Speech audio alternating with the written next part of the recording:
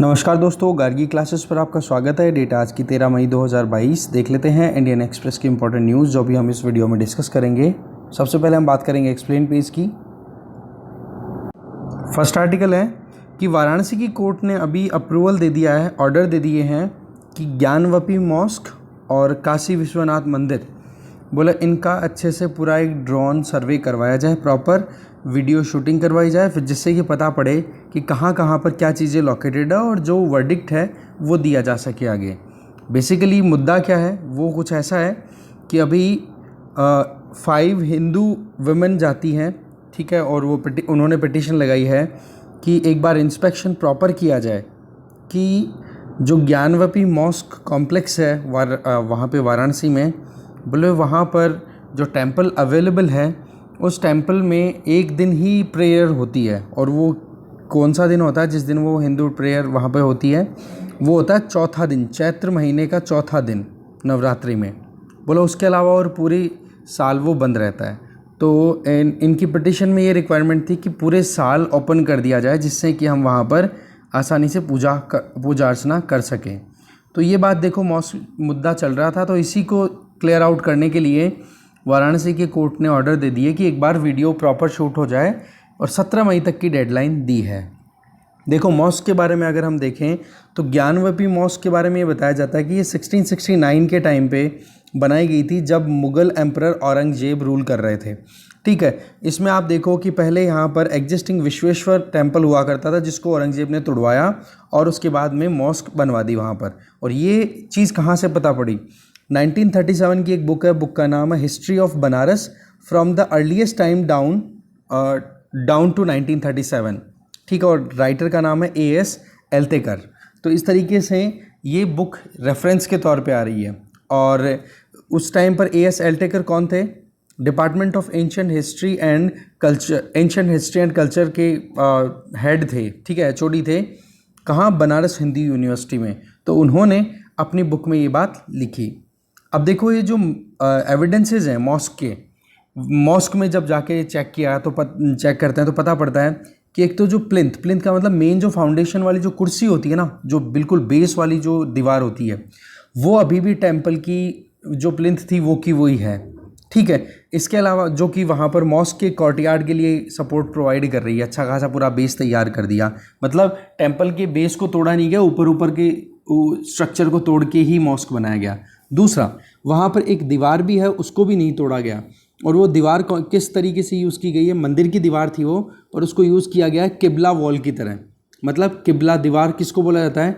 वो दीवार मस्जिद में जिस तरह फेस करके जो नमाज अदा की जाती है, ठीक है ना, तो मॉस्क में वो दीवार जो मक्का की तरफ फेस करती हुई होती है, ठीक है, उसको किबला दीवार बोलते हैं बेसिकली, राइट। तो इस तरीके से आप देखो किबला दीवार जो है वो उस टेंपल का ही पार्ट हुआ करती थी।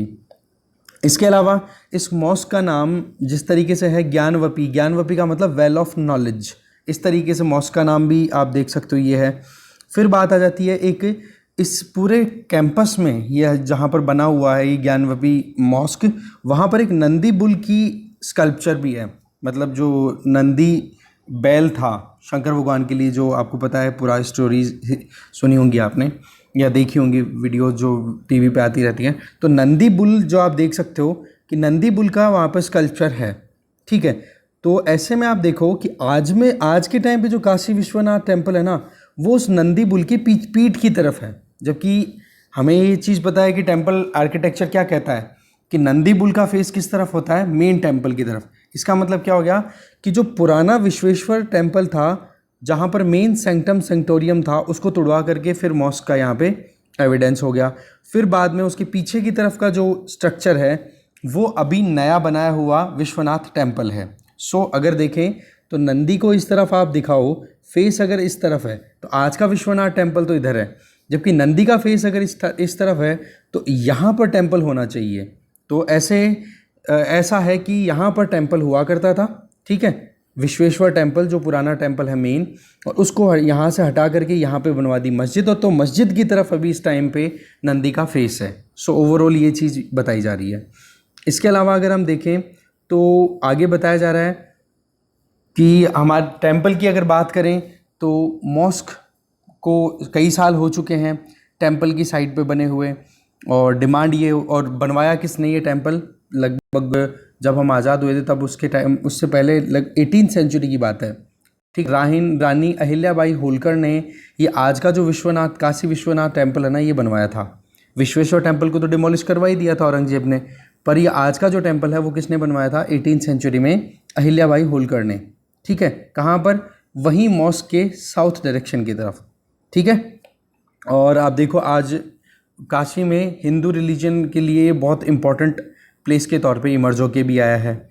फिर क्लेम की अगर बात करें तो वही चीज़ें आ रही हैं। देखो अभी बहुत सारे डिस्प्यूट चल रहे हैं, जैसे श्री कृष्णा जन्मभूमि मथुरा इशू चल रहा है, ये जो विश्वनाथ टेम्पल है ज्ञानवपी मॉस्क वाला, ये चल रहा है आपका बनारस या फिर वाराणसी बोल सकते हो, और बाबरी मस्जिद वाला चल रहा है अयोध्या में। तो इन चीज़ों को सॉर्ट आउट करने के लिए क्या है हमारे पास में प्रोविज़न, तो देखो 1991 में एक एक्ट आया था जिसका नाम है the place of worship special provisions act 1991। उसमें साफ साफ ये लिखा गया कि केवल राम अयोध्या, जो राम लला जन्मभूमि है, बोलो उस डिस्प्यूट को छोड़ करके बाकी किसी भी डिस्प्यूट पर कोई भी कोर्ट में चैलेंज नहीं किया जा सकता, ये बात बोली गई। क्योंकि और डेट कौन सी फिक्स की गई थी, 15 अगस्त 1947। इसका मतलब बोला जिस दिन भारत आज़ाद हुआ था उस टाइम पर जितने भी टेम्पल्स को लेकर के, मॉस्क को लेकर के कोई भी अगर डिस्प्यूट्स हैं तो उनमें केवल अयोध्या डिस्प्यूट को छोड़ दो, बाकी किसी भी डिस्प्यूट को आप चैलेंज नहीं कर सकते हो, या किसी भी डिस्प्यूट में आप कोर्ट में नहीं जा सकते हो। तो बेसिकली अभी देखा जाए तो अभी ये जो प्रोविज़न है 1991 का जो एक्ट है, ये तो देखो अलाउ करता नहीं है।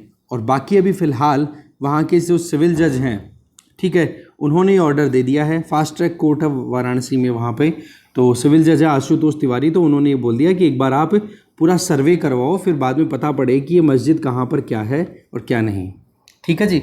और ये जो मस्जिद है, इस मस्जिद के बहुत सारे ऐसी जगह हैं जहाँ पर एक प्रॉपर जो कहते हैं ना कि आर्ट एंड आर्किटेक्चर के जो सिम्बल्स हैं वो टेम्पल आर्किटेक्चर वाले अभी भी अवेलेबल हैं, ठीक है। तो ये कुछ एविडेंसेज हैं, कुछ रेफरेंसेज हैं। अब देखते हैं कोर्ट आगे क्या वर्डिक्ट देती है। फिलहाल तो ये बात थी, आगे चलते हैं। Rising inflation cause and effects, भाई महंगाई ज़बरदस्त बढ़ रही है, इसमें कोई डाउट नहीं है। तो एनएसओ का जो डेटा आया है उसके हिसाब से अगर देखें तो इन्फ्लेशन का ट्रेंड देखो आप, फाइनेंशियल ईयर 2011 में इन्फ्लेशन किस लेवल पे चल रही थी, लगभग 7%। फिर ये थोड़ी सी डिक्लाइन होकर के आ जाती है, मिनिमम कब आती है, लगभग 2018 में कितना परसेंट आती है, लगभग 3%, 3.5% ये लगभग। अभी जो इन्फ्लेशन है वो ऑलरेडी आपको पता है यहाँ तक पहुँच गई है। कितना चल रही है, यहाँ पर आप देख सकते हो 7 के ऊपर चल रहा है लमसम। सो ओवरऑल बात क्या आ रही है यहाँ पर कि जो हेडलाइन इन्फ्लेशन है वो आज के टाइम पर लगभग 2014 के बाद में हाईएस्ट लेवल पे, मतलब 8 साल की हाईएस्ट लेवल पे इन्फ्लेशन है अभी करंटली हम देखें तो, ठीक है। इसमें देख सकते हो आप कि फूड का कंटेंट है, फ्यूल है और कोर इन्फ्लेशन है, तीनों मिला करके फिर बाद में हेडलाइन इन्फ्लेशन बनती है। इसका मतलब ये तो आपको क्लियर हो ही गया होगा कि कोर इन्फ्लेशन और हेडलाइन इन्फ्लेशन में जो डिफरेंस है वो फूड और फ्यूल का है, फूड, बेवरेजेस एंड फ्यूल।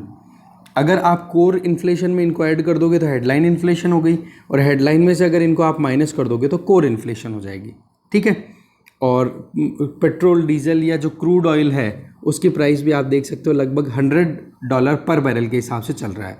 तो ये ट्रेंड शो कर रहा है कि महंगाई किस तरीके से फ्लक्चुएट कर रही है। और अगर हम पिछले 5 सालों की बात करें, ठीक है, तो 5 सालों में एक बार डाउन गई है, फिर अप गई है, फ्लक्चुएट ही कर रही है। बाकी 2022 की बात करें, 2022 जनवरी से लेकर अभी तक लगातार बढ़ ही रही है। तो ऐसे में अगर हम देखें तो अभी एनएसओ के द्वारा जो अप्रैल मंथ की जो इन्फ्लेशन डिटेल रिलीज़ की गई है उसमें ये पता पड़ा है कि अप्रैल मंथ में 7.8% की रिटेल इन्फ्लेशन पहुंच चुकी है, जो कि आरबीआई को दी हुई थ्रेशोल्ड लेवल से ऊपर है। क्योंकि अक्टूबर 2016 में गवर्नमेंट ऑफ इंडिया के द्वारा आरबीआई को दे दिया गया था कि 4% आपको टारगेट लेके चलना है इन्फ्लेशन का, जिसमें 2% का थ्रेशोल्ड रहेगा। इसका मतलब 2% मिनिमम, हाईएस्ट 6%, पर अब तो क्या हो गया 7.8%, जो कि बहुत ही ज़्यादा बढ़ चुका है। इसके पीछे क्या कारण है, देखो एक तो यूक्रेन वाला क्राइसिस तो है ही, जिसकी वजह से क्रूड ऑयल प्राइस बहुत ज़्यादा हो गया। जो इंटरनेशनल मार्केट में कमोडिटीज़ है, फॉर एग्जांपल गेहूं की हम बात करें तो गेहूं रशिया और यूक्रेन दोनों अच्छा खासा एक्सपोर्ट करते हैं। टोटल वीट एक्सपोर्ट का 28% एक्सपोर्ट होता है रशिया और यूक्रेन से। तो वहाँ पर पूरा क्राइसिस चल रहा है, इस वजह से ये महंगाई आ गई है। इसके अलावा अगर हम देखें तो अप्रैल मंथ जो है ये लगातार 7वां महीना है जब महंगाई बढ़ी है, ठीक है। और आप देखोगे कि ये रशिया ने जो इन्वेजन किया ना यूक्रेन पे, सिर्फ इकलौता ये एक कारण नहीं है जिसकी वजह से महंगाई बढ़ रही हो, क्योंकि इस इन्वेजन से पहले भी हमारे यहाँ पर महंगाई 6% से ज़्यादा पहुँच चुकी थी, ठीक है। बस ये है कि इसने तो आग में घी का काम कर दिया यूक्रेन वाले क्राइसिस ने, ठीक है। अब बात आ जाती है कि हमारे यहाँ पर इन्फ्लेशन किन किन चीज़ों पर डिपेंड करती है, कैसे कैसे बढ़ती है। देखो हेडलाइन इन्फ्लेशन की बात करें तो 2019-20 मतलब नरेंद्र मोदी सरकार जो थी, सेकंड टर्म जब स्टार्ट किया, बोला तब से ही महंगाई लगातार बढ़ रही है। और हेडलाइन इन्फ्लेशन को कैलकुलेट किया जाता है किसके बेसिस पे, कंज्यूमर प्राइस इंडेक्स। और इसके 3 पार्ट होते हैं। फूड आइटम्स, तो हेडलाइन इन्फ्लेशन में फूड आइटम्स का कितना वेटेज है, 46%, याद रखनी है भाई ये चीज़ें। और फ्यूल एंड लाइट का कितना कंट्रीब्यूशन रहता है हेडलाइन इन्फ्लेशन में, 7%। और कोर इन्फ्लेशन का कितना रहता है, 47%। ऐसे मिलाकर के लमसम 100% हो जाता है, ठीक है। तो अब आप देखो यहाँ पर ये बताया जा रहा है कि अभी की जो महंगाई बढ़ी है ना, हेडलाइन इन्फ्लेशन, उसमें बोले मेन तो फूड आइटम की महंगाई की वजह से हुआ है। और फूड आइटम का वेटेज कितना है, 46%। तो 46% वेटेज वाली चीज़ अगर महंगी होगी तो पूरी की पूरी महंगाई की चीज़ है वो एकदम हाईलाइट ऊपर अप हो जाएगी। दूसरा, फ्यूल की हम बात करें तो क्रूड ऑयल भी महंगा हो रहा है, तो वो भी पूरा बूस्ट कर रहा है। सुबह हमने बात की थी कोर इन्फ्लेशन, वो भी 7% के लगभग चल रही है। तो ओवरऑल ये तीनों की तीनों अच्छा खासा कंट्रीब्यूट कर रहे हैं महंगाई को राइज करने में। अब ये तो देखो कारण देख लिया हमने। अब बात ये आ जाती है कि इसके पीछे इम्पैक्ट क्या आएगा इसका। देखो सबसे पहला इम्पैक्ट तो ये आता है कि जो लोग होते हैं ना हमारे जैसे, उनकी परचेजिंग पावर रिड्यूस हो जाती है। भाई सीधी सी बात है, सैलरी 5,000 रुपये है, घर खर्चा चलाना है, 5,000 में नहीं चलेगा। क्यों? क्योंकि जो चीज़ें पहले 5,000 में आती थी आज वो सारी मिला करके महंगी हो गई, इस वजह से 7,000 रुपये में आती है। तो 2,000 रुपये का नुकसान हुआ कि नहीं? तो परचेजिंग पावर जो थी वो रिड्यूस होगी कि नहीं? आदमी खर्च करने से पहले 1000 बार सोचेगा। बेरोज़गारी ज़बरदस्त बढ़ रही है, तो इस वजह से बहुत ज़्यादा परेशानी हो रही है। तो जो परचेजिंग पावर है वो रिड्यूस हो गई। परचेजिंग पावर जब रिड्यूस होती है तो डिमांड भी अपने आप कम हो जाती है। भाई हाथों में पैसे ही कम होंगे तो ख़रीदारी कौन करेगा? मांग कहाँ बनेगी? नहीं बन पाएगी। फिर बाद में इसका इफ़ेक्ट क्या आता है एक और, कि जो पैसा बचाते हैं, अकाउंट में डिपॉजिट करते हैं या कहीं पर कोई इन्वेस्टमेंट करते हैं, उनको तो होता है देखो महंगाई में लॉस, और जो उधार लेकर के काम करते हैं उनको होता है फ़ायदा। कैसे? इसमें सिंपल सी बात है कि जिसने उधार लिया है वो ब्याज कितना देगा, जितनी भी इंटरेस्ट रेट होगी वो इंटरेस्ट रेट पे करेगा। अब मान लो महंगाई तो चल रही है 7.8% के लगभग, 7.8% के लगभग, और महंगाई इतनी चल रही है ना, और उधार लेने वाले बंदे ने रिटर्न देने की एग्रीमेंट की थी कि बोले 6% के लगभग मैं ब्याज पे कर दूंगा। अब आप बताओ कि कहाँ 6%, किसी ने पैसा अगर उधार दिया है किसी को, तो उस उधार लेने वाले को फ़ायदा हुआ कि नहीं? कि कहाँ महंगाई तो 7.8% चल रही है और कहाँ ब्याज सिर्फ देना पड़ रहा है केवल 6%। तो उधार लेकर के काम चलाने में क्या घाटा है? ज़्यादा भी नहीं है, तो कम से कम 2.8% का बेनिफिट तो सीधा सीधा हुआ कि नहीं बोरोवर को। दूसरा, जो उधार देने वाला है या फिर डिपॉजिट करने वाला उसको नुकसान हो जाएगा। मान लो सेविंग अकाउंट डिपॉजिट पर उसको 6% इंटरेस्ट रेट मिलती है ना, और महंगाई हो रही है 7.8%, तो आप देख लो कितना नुकसान में गया, 2.8% नुकसान में गया कि नहीं? इसका मतलब ये हो गया डिपॉजिट करने वाला, उधार देने वाला वो तो जाता है नुकसान में इन्फ्लेशन में, उधार लेने वाला है वो रहता है फ़ायदे में। इसके अलावा और क्या इम्पैक्ट आता है? अब अगर बोरोइंग की बात आए तो हमारे देश में सबसे बड़ा बोरोवर कौन है? सरकार खुद है। तो इसका मतलब सरकार को भी बेनिफिट हो जाता है। सरकार को कैसे बेनिफिट हुआ, वो एक एंगल दूसरा आ जाता है। कैसे? कि जब भी हम फिस्कल डेफिसिट को मेज़र करते हैं ना, वो मेजरमेंट होता है नॉमिनल जीडीपी में। नॉमिनल जीडीपी का मतलब इन्फ्लेशन को बिना एडजस्ट किए आज की जो करंट प्राइसेस हैं उन्हीं में आप कैलकुलेट करोगे जीडीपी की वैल्यू, ठीक है? तो उसी के हिसाब से फिस्कल डेफिसिट कैलकुलेट की जाएगी। अब मान लो सरकार के ऊपर कर्जा है 5 लाख करोड़ या 10 लाख करोड़ या ज़्यादा मान लो, ठीक है? तो आप देखो कि आज के टाइम पे जीडीपी जो है वो नॉमिनल टर्म्स में कैलकुलेट कर रहे हो तो काम तो उतने ही हो रहे हैं, मतलब उतने ही गुड्स और सर्विसेज प्रोड्यूस हो रहे हैं, पर उनकी वैल्यू बढ़ गई क्योंकि महंगाई हो गई ना। तो महंगाई की वजह से क्या होती है? वैल्यू बढ़ जाती है। किन चीज़ों की? गुड्स और सर्विसेज की।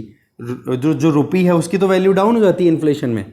तो आप देखो कि जीडीपी की वैल्यू अपने आप ज़्यादा दिखेगी कि नहीं। भाई सीधी सी बात है, जो 5 रुपए का काम होता था आज वही अगर 10 रुपए का काम हो गया है तो जीडीपी में तो 10 रुपए दिखेंगे नॉमिनली, तो रियल जीडीपी की बात नहीं कर रहे हम, नॉमिनल जो करंट रेट पे है। तो ऐसे में जीडीपी की साइज बढ़ गई और जो कर्जा है सरकार पे वो उतना का उतना बना हुआ है, तो अब बताओ रिलेटिवली ये परसेंटेज डाउन जाएगा कि नहीं, कर्जे का जो परसेंटेज है वो डाउन जाएगा कि नहीं। इस तरीके से सरकार पर भी जो डेट ऑब्लिगेशन है वो फुलफिल हो जाती है, तो इसलिए सरकार को भी बेनिफिट रहता है इन्फ्लेशन से, अगर हम इस पॉइंट ऑफ व्यू से देखें तो। वैसे तो देखो नुकसान है, इकोनॉमी को ज़्यादा महंगाई नहीं होनी चाहिए, एक लिमिट तक बनी हुई रहनी चाहिए, एक लिमिट से क्रॉस होने के बाद महंगाई फिर बाद में नुकसान करती है। बट डेट ऑब्लिगेशन, सरकार पे जो कर्जा है उसको मैनेज करने में प्रॉब्लम नहीं आती। दूसरी चीज़ अब ऑलरेडी हमने देख ली कि उधार लेने वाले को कितना फ़ायदा होता है जब भी महंगाई बढ़ती है। तो इसके अलावा कॉरपोरेट प्रॉफिटेबिलिटी, प्राइवेट सेक्टर को क्या होगा फ़ायदा कि नुकसान। देखो जो बड़े प्राइवेट सेक्टर के एंटिटीज़ हैं उनको तो होता है फ़ायदा, क्योंकि अगर उनको मान लो अपने इनपुट कॉस्ट को राइज, मतलब कोई भी इनपुट लेके आते हैं, रॉ मटेरियल है कुछ भी, अगर वो महंगा हो रहा है ना तो वो अपने प्रोडक्ट को महंगा करके बेच देते हैं, तो अल्टीमेटली लोड कंज्यूमर पे चला जाता है, तो इसमें इनको तो नुकसान नहीं होता इतना, है ना। जबकि दूसरी तरफ जो स्मॉल कंपनीज़ हैं वहाँ पर प्रॉब्लम आ जाती है ज़्यादा महंगाई पे, क्योंकि फिर उनको बेनिफिट ज़्यादा नहीं मिल पाता है। भाई सीधी सी बात है, कोई चीज़ 2000 रुपये की जीन्स आ रही है मान लो, ठीक है, वो आप ब्रांडेड खरीद रहे हो और लोकल किसी ने प्रोड्यूस किया वो भी 2000 की जीन्स आ रही है, तो आप फिर लोकल क्यों खरीदोगे, ब्रांडेड ही खरीद लोगे, ठीक है। तो नुकसान हुआ कि नहीं छोटे रिटेलर को, इनको। इसके आगे देखें, एक्सचेंज रेट है वो बिगड़ जाती है। कैसे? रुपये लगातार डिक्लाइन करता चला जा रहा है। भाई इन्फ्लेशन का मतलब क्या है? महंगाई का मतलब क्या होता है कि जो गुड्स और सर्विसेज पहले हम कम रुपये दे करके खरीद सकते थे, आज हमें रुपये की क्वांटिटी बढ़ानी पड़ रही है। इसका मतलब रुपये की वर्थ है वो डाउन चली गई। इसका मतलब क्या हो गया? रुपये कम ट्रेड कर पा रहा है। आज देख लो हमारा रुपये कहाँ चल रहा है, 77 रुपीज़ इक्वल्स टू $1। तो ये चीज़ क्या शो करती है कि ओवरऑल हमारे यहाँ पर इकोनॉमी में कहीं ना कहीं वीकनेस को शो करती है।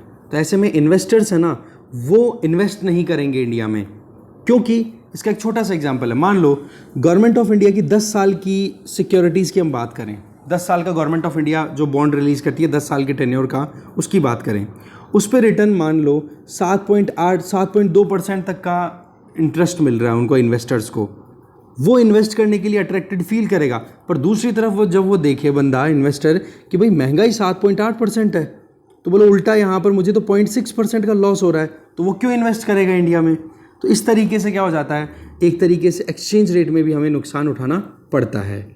फिर इसके बाद में क्या होता है नुकसान, देखो हायर इन्फ्लेशन जो है और वो लगातार बढ़ती चली जाती है, तो लोगों का जो साइकोलॉजिकल जो हमारी साइकोलॉजी है ना वो चेंज हो जाती है। कैसे? हम फिर ये सोचने लग जाते हैं कि यार महंगाई बढ़ रही है तो यार हमारी सैलरी भी ज़्यादा होनी चाहिए। अब सैलरी ज़्यादा जब हम करवाएंगे किसी भी कंपनी से जहाँ पर हम कम काम कर रहे हैं, भाई महंगाई बहुत हो गई हमें पेमेंट ज़्यादा दो, तो वो कंपनी वाला पेमेंट अगर आपको देगा तो कंपनी वाला क्या अपने पॉकेट से थोड़ा ना निकाल के देगा, वो फिर अपने प्रोडक्ट को महंगा बनाएगा, अपने गुड्स और सर्विसेज को, तो ऐसे में और महंगा हो जाएगा। सो एक तरीके से ये विशियस साइकिल चल पड़ेगी। वेजेस को महंगा करवाया, वेजेस को हाइक करवाने के लिए हम कोशिश करेंगे तो फिर गुड्स और सर्विसेज हैं वो महंगी हो जाएंगी। वो अगर महंगी हुई तो अल्टीमेटली फिर इन्फ्लेशन राइज हो जाएगी, क्योंकि फिर पैसा कहाँ से निकालेगी कंपनी, वही कंज्यूमर पे लोड वापस से। तो आरबीआई ने जो कुछ भी किया है वो एकदम सही है, इंटरेस्ट रेट को राइज करना, रेपो रेट और सीआरआर को राइज करना, जिससे कि लिक्विडिटी को एब्जॉर्ब किया जा सके। पर अगर देखा जाए तो एक तरफ तो हमारे यहाँ पर इन्फ्लेशन है, दूसरी तरफ आरबीआई लिक्विडिटी को एब्जॉर्ब करने के लिए इंटरेस्ट रेट राइज करता है, तो उसकी वजह से इकोनॉमिक एक्टिविटीज़ में रुकावट आ सकती है, तो वहाँ पर इकोनॉमी स्टैग्नेंट हो सकती है। तो एक तरफ इन्फ्लेशन, दूसरी तरफ स्टैग्नेशन, तो क्या हो जाएगा, स्टैगफ्लेशन। ये हमारे लिए सबसे बड़ा कंसर्न है अभी करंटली देखा जाए तो, ठीक है। तो ये चीज़ करेक्ट होनी चाहिए, नहीं तो फिर इकोनॉमी भी अच्छी नहीं चलेगी और महंगाई भी बनी हुई है, तो इस चीज़ को इससे निकलना थोड़ा मुश्किल हो जाता है फिर एक इकोनॉमी के लिए। आगे चलते हैं। फिर नेक्स्ट न्यूज़ है कि अगर हम इंडिजिनस कैटल्स की बात करें तो उनमें लगभग 23 ऐसी ब्रीड्स हैं जिनकी पॉपुलेशन में डिक्लाइन देखने को मिला है 2012 से लेकर 2019 के बीच में, ठीक है। अब देखो जो कैटल्स है, गायें हैं, उनकी जो भी हमारे यहाँ पर ब्रीड्स चलती हैं, उनके नाम जो भी आ रहे हैं ना, वो एक बार थोड़ा ध्यान से देख लेना कि क्वेश्चन बन सकता है कि रिसेंटली ये टर्म्स, ये ब्रीड्स न्यूज़ में थी, ये किसकी हैं, तो वो कैटल की हो जाएंगी। ये अब देखेंगे कौन कौन सी है। कुछ तो यहाँ पर देख लो, गिर, लखीमनी, साहिवाल, बछौर या बखौर और हरियाणा। ठीक है, तो ये गाय की स्पीसीज़ हैं और गाय की ब्रीड्स हैं और इनमें आप देख सकते हो कि इनकी कितनी कितनी पॉपुलेशन है इंडिया में। खैर बात आ जाती है हमारे मेन कंटेक्स्ट की, वो ये कि 23 ब्रीड्स कौन सी इंडिजीनस कैटल्स, मतलब जो लोकल कैटल्स हैं उनमें 23 ब्रीड्स में डिक्लाइन देखने को मिला है 2012 से 2019 के बीच में, 7 साल के टेन्योर में। और वो डिक्लाइन वेरी कर रहा है। कुछ ब्रीड्स की अगर डिक्लाइन देखें तो 1.08% रही है, तो कुछ ब्रीड ऐसी भी हैं जो 93% तक डिक्लाइन कर गई है जिनकी पॉपुलेशन। और ये ब्रीड वाइज रिपोर्ट है live stock and poultry in India, breed wise report of live stock and poultry in India. और ये रिपोर्ट रिलीज़ किसने की है? ये रिपोर्ट रिलीज़ की गई है union fisheries animal husbandry and dairy ministry के द्वारा। ठीक है ना। और ये किस पे बेस्ड है? जो 20th live stock census conduct हुई थी 2018-19 में, उसके बेसिस पे ये एनालिसिस करके, डेटा को एनालाइज करके ये चीज़ बताई जा रही है। ठीक है, इस रिपोर्ट की अगर हम बात करें तो अगर हम देखें यहाँ पे कि total number of indigenous cattle, अगर इंडिजीनस कैटल्स की हम बात करें, जो गायें हमारी लोकल हैं, यहाँ की नेटिव हैं, ठीक है, उनकी पॉपुलेशन अगर देखें तो 6% तक डिक्लाइन कर गई है। इसका मतलब क्या हुआ कि 2012 में तो इंडिजिनस कैटल्स की पॉपुलेशन कितनी थी? 15.12 करोड़, जो कि 2019 में घटकर कितनी होगी? 14.21 करोड़। ठीक है। दूसरा अगर देखें तो टोटल कैटल पॉपुलेशन है ना, उसमें अगर देखा जाए टोटल कैटल पॉपुलेशन में जो शेयर है, ठीक है ना, वो कितना है इंडिजिनस का? मतलब जितनी गायें हैं हमारे देश में, उनमें फॉरेनर एक्जॉटिक भी आ गई और इंडिजिनस भी या क्रॉस ब्रीड भी आ गई, उनको टोटल मिलाएं तो 100 अगर परसेंट हैं, तो उनमें से 2012 में इंडिजिनस कैटल कितनी पॉपुलेशन का कितना शेयर रखते थे? 79%। 2019 में कितना हो गया? 73%। ये है इसका मतलब, 6% डिक्लाइन ये है। ठीक है। हमारे यहाँ पर जो कैटल्स हैं उनकी बात करें तो उनको अलग अलग कैटेगरीज में डिवाइड किया जा सकता है। एक्जॉटिक क्रॉस ब्रीड कैटल की बात करें तो उनकी पॉपुलेशन कितनी है? देखो 2012 में 3.9 करोड़ थी, जो बढ़ करके 5 करोड़ हुई है। इसका मतलब एक्जॉटिक और क्रॉस ब्रीड कैटल तो है, उनकी पॉपुलेशन तो राइज हुई है। ठीक है। और एक्जॉटिक कैटल किनको बोला जाता है? वो कैटल्स जिनका ओरिजिन कोई दूसरा कंट्री है, बाहर से जो गाय हैं जो लाई गई है। इसके अलावा अगर देखें, वो एनिमल्स जो इंडिजिनस है, लोकल हैं, ठीक है, उनको 2 कैटेगरीज में डिवाइड कर सकते हैं। एक तो डिस्क्रिप्टेड, दैट मीन्स आइडेंटिफाइड, और एक है non describe, that means non identified. इसमें भी आप देखोगे तो लगभग 41 ब्रीड्स आ जाती हैं इंडिया में। ठीक है। इंडिजिनस ब्रीड्स कितनी है? Total 41 breeds.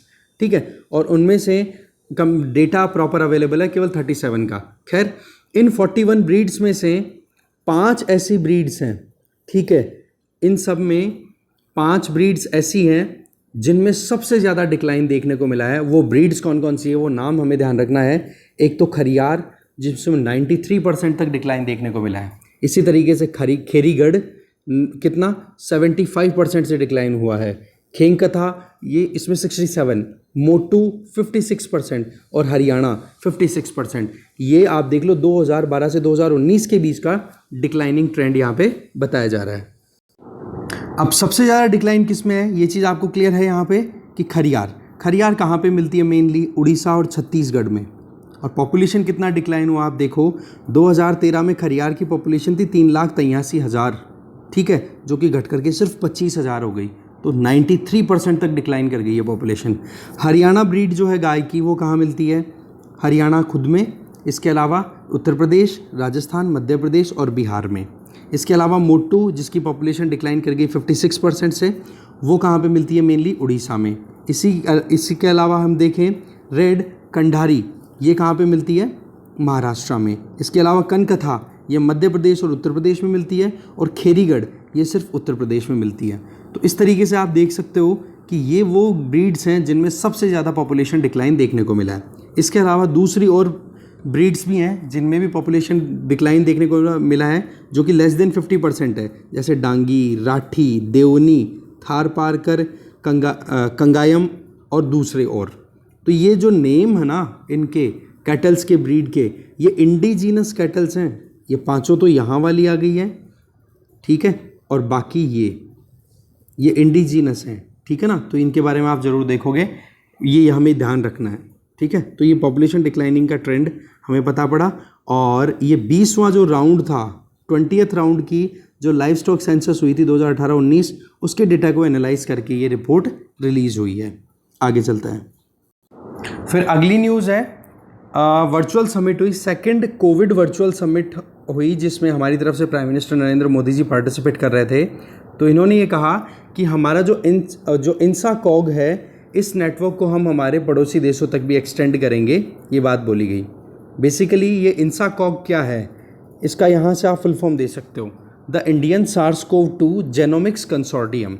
मतलब ये एक मल्टी एजेंसी कंसोर्टियम है, दैट मीन्स एक कार्टल है, पूरा ग्रुप है, जो कि काम क्या है, इस प्लेटफॉर्म का काम क्या है, जीनोम सीक्वेंसिंग करना। जीनोम सीक्वेंसिंग का मतलब कि जैसे कोरोना वायरस के नए नए वेरिएंट आते हैं तो कहाँ पर कौन से जीन में चेंज आया है, म्यूटेशन आ गया, चेंज आ गया, जिसकी वजह से उसका बिहेवियर चेंज हो गया, तो वो सीक्वेंसिंग करने से क्या हो जाती है, हेल्प पड़ जाती है कि कौन सा वायरस का वेरिएंट कितना जल्दी फैलेगा और उसको ट्रीट करने के लिए हमें क्या कोई वेरिएशन लाने की ज़रूरत है, क्या हमें वैक्सीनेशन प्रोग्राम में कोई चेंजेस लाने की ज़रूरत है, तो प्लान करने में थोड़ा ईजी रहता है। तो बेसिकली ये हमारा एक कंसोर्टियम है, इंडिया का novel corona virus genomic sequencing consortium network, जो कि हम एक्सटेंड करने वाले हैं हमारे पड़ोसी देशों के लिए भी। ठीक है, वैसे ये इंसाकॉग है, ये इस्टेब्लिश कब हुआ था, दिसंबर 2020 में। ठीक है जी, और ये सेकंड वर्चुअल समिट थी, इसमें होस्ट कौन कर रहे थे, यूएस प्रेसिडेंट जो बाइडन। ठीक है, तो ये चीज़ है इसमें बताया जा रहा है। इसके अलावा हमारी तरफ से कुछ स्टेटमेंट और भी दिए गए हैं इस वर्चुअल समिट में कि एक तो WTO के रूल्स को थोड़ा रिलैक्स करने की ज़रूरत है, जिसमें मेन है ट्रिप्स का मतलब हो गया trade related aspect of intellectual property rights. बोला ट्रिप्स जो इंटेलेक्चुअल प्रॉपर्टी राइट्स को मैनेज करने का काम करता है इंटरनेशनल ट्रेड में, तो बोला इनको थोड़ा रिलैक्स होने की ज़रूरत है, फ्लेक्सिबिलिटी अपनाने की ज़रूरत है, जिससे कि जो भी मेडिसिन है, वैक्सीन है, कुछ भी अगर डेवलप करने की बात की जाए तो वहाँ पर कोई भी ये ना कह दे कि हाँ जी हमारा पेटेंट कराया हुआ है, हमें इसके पहले पैसे दोगे तो ही हम मेडिसिन या वैक्सीन प्रोड्यूस होने देंगे, नहीं तो नहीं होने देंगे। तो ऐसे में ट्रिप्स को थोड़ा रिलैक्सेशन लाने की ज़रूरत है। वैसे इंडिया और साउथ अफ्रीका ने इस चीज़ का इनिशिएटिव पहले लिया हुआ है, जिसको अप्रूवल भी मिला है, बट कुछ यूरोपियन कंट्रीज़ हैं जो अभी भी इस चीज़ को लेकर के अड़े हुए हैं कि भाई ट्रिप्स में रिलैक्सेशन नहीं मिलना चाहिए। बोला बहुत मेहनत करके हम रिसर्च डेवलप करके और फिर तैयार करते हैं किसी भी वैक्सीन को, और उसको फ्री में ही कैसे दे दें किसी को, वो आइडिया किसी से कैसे शेयर कर लें। तो बोला हमें ग्लोबल हेल्थ सिक्योरिटी अगर इंश्योर करनी है ना, तो उस केस में ट्रिप्स को थोड़ा रिलैक्सेशन या फ्लेक्सिबिलिटी बरतनी चाहिए, ये चीज़ बोली। ठीक है, आगे चलते हैं। वर्ल्ड पेज पे एक न्यूज़ ये है, श्रीलंका के नए प्राइम मिनिस्टर के तौर पे अपॉइंट हो चुके हैं रानिल विक्रमासिंघे। देखो प्राइम मिनिस्टर महिंदा राजपक्षे को तो जान बचा के भागना पड़ा है नेवल बेस में, इस तरीके से वो देख ही लिया था। अभी नए प्राइम मिनिस्टर अपॉइंट हो गए हैं जो कि अपने आप में इकलौते अपनी पार्टी के अकेले MP हैं। ठीक है, तो इनसे इंटरव्यू में पूछा गया कि आप अकेले MP होकर के कैसे प्राइम मिनिस्टर बन रहे हो, तो इसका आंसर दिया, बोला 1939 में जब विंस्टन चर्चिल के पास में भी अपनी पार्टी की केवल 4 सीटें थी ना, बोले तभी वो प्राइम मिनिस्टर बन सकते हैं, तो हमने भी उन्हीं से सीखा है। ऐसा कुछ बात हुई। खैर हमारे लिए इम्पोर्टेंट न्यूज़ है वो कुछ यहाँ पर है, उसको डिटेल में देखते हैं। एक टेलीस्कोप है जिसका नाम है इवेंट होराइजन टेलीस्कोप।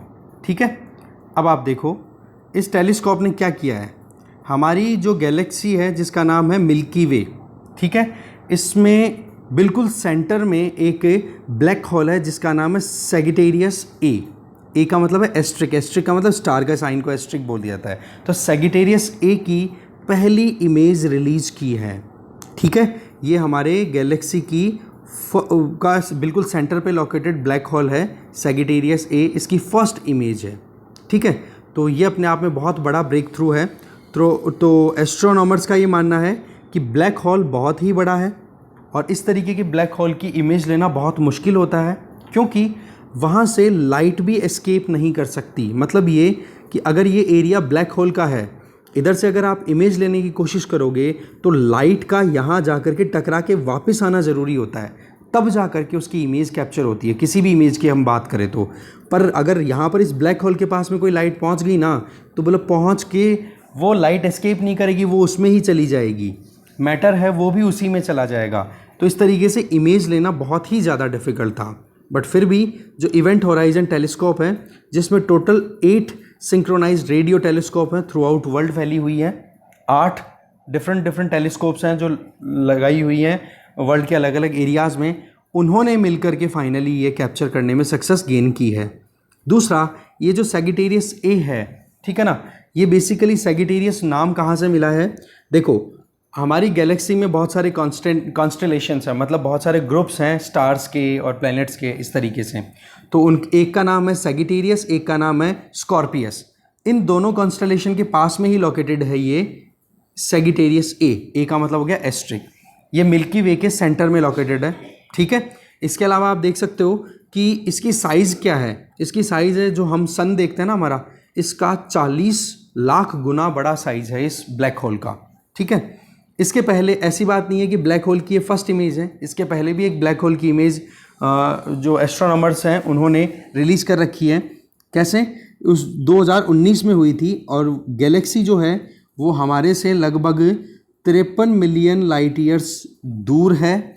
और साइज़ भी अगर देखो तो हमारी जो गैलेक्सी है उसके कंपैरिजन में 1500 गुना ज़्यादा साइज़ की गैलेक्सी है, जो उसके सेंटर में जो ब्लैक होल था उसकी इमेज ली गई थी। तो इसका मतलब पॉइंट क्या रहा है कि सैजिटेरियस ए का जो इमेज है ये कोई पहला ब्लैक होल की इमेज नहीं है, इसके पहले भी रिलीज हो चुकी है इमेज। पर हमारी गैलेक्सी का जो Sagittarius A centre black hole है, इसकी ये पहली इमेज है। इसमें आइंस्टाइन की जो जनरल थ्योरी ऑफ रिलेटिविटी है, बोलो उसका भी पूरा एकदम कहते हैं ना कि बिल्कुल वैसी की वैसी चीज़ें एक्चुअल में मिली। जो आइंस्टाइन की जो रिलेटिविटी की थ्योरी है उससे रिलेटेड अगर हम थोड़ा सा भी कैलकुलेशन करते हैं तो बोला एक्यूरेट हम प्रिसाइज साइज़ मिल जाती है कि हाँ किस साइज़ का वो होगा। और साइज़ कितनी है इस ब्लैक होल की? सन के चारों तरफ जो मर्क्यूरी चक्कर काटता है ना, उस मर्क्यूरी का पूरा ऑर्बिट ले लो, इतना बड़ा साइज़ है इस ब्लैक होल का, ठीक है। ये चीज़ बताई जा रही है। इसके आगे देखें, इधर यहीं की यहीं पर है। देखो, आसियान कंट्रीज़ के जो लीडर्स हैं वो अभी यूएसए की विज़िट पे है। तो ऐसे में 10 कंट्रीज़ का ये ग्रुप है, जिसमें Brunei, Cambodia, Indonesia, Laos, Malaysia, Singapore, Thailand, Vietnam, Philippines और म्यांमार। ऐसे ये 10 कंट्रीज़ हैं, जिनमें से इन 2 कंट्रीज़ के जो लीडर्स हैं, म्यांमार और फिलीपींस के, ये तो जान ही रहे हैं, बाकी 8 के 8 वहाँ पर अटेंड करेंगे, ठीक है। दूसरा, ये आसियान के बारे में एक बार आपको पढ़ना है यूपीएससी पॉइंट ऑफ व्यू से। इंडिया के साथ रिलेशनशिप के बारे में भी एक बार ज़रूर देख लेना।